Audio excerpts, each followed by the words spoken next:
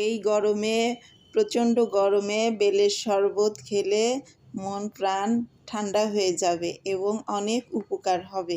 বেলের শরবত খাইলে যে কোনো শরবতই এই গরমে খাওয়াটা প্রত্যেকটি মানুষেরই দরকার কিছু না কিছু।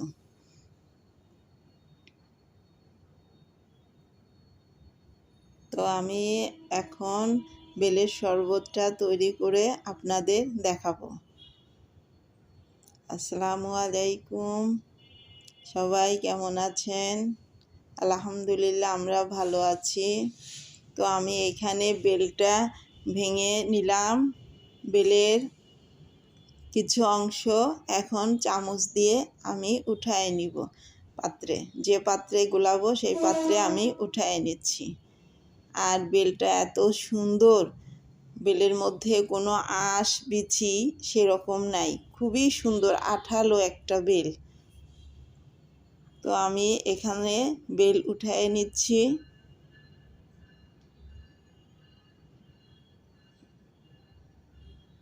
চামচ দিয়ে বেলটাকে উঠায় নিচ্ছি।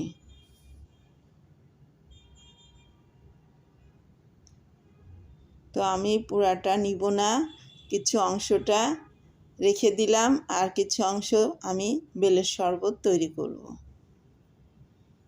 তো আমি পরিমাণ মতো পানি দিয়ে দিলাম এখানে।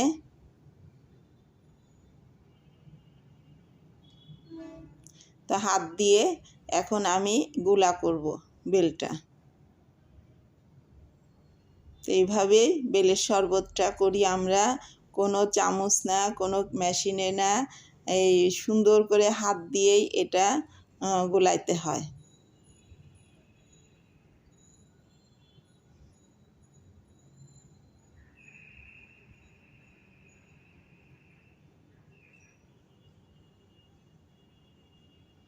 তা আমি এখন হাত দিয়ে সুন্দর করে মাখিয়ে নিলাম। এখন ওর ভিতরে বিচি এবং আঁশ কিছু আছে, সেগুলা বাছাই করে নিচ্ছি।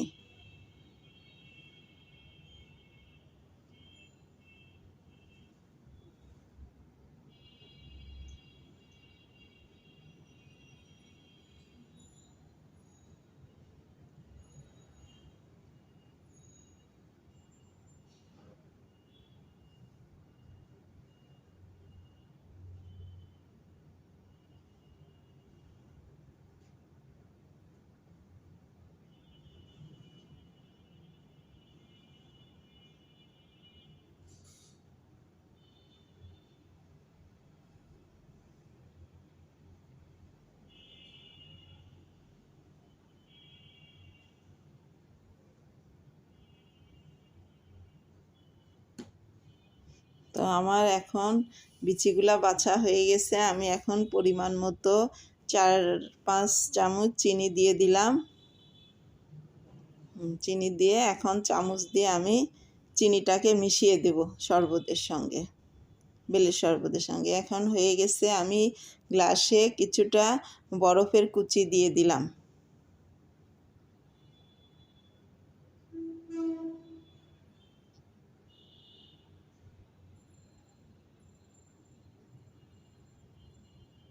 আর ওই গ্লাসটা আমি আগেই ঢেলে রাখেছি চিনি ছাড়া।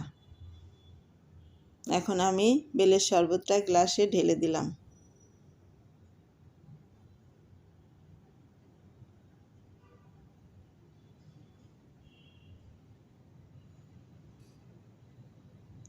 এই তো আমার সুন্দর তৈরি হয়ে গেল বেলের শরবত।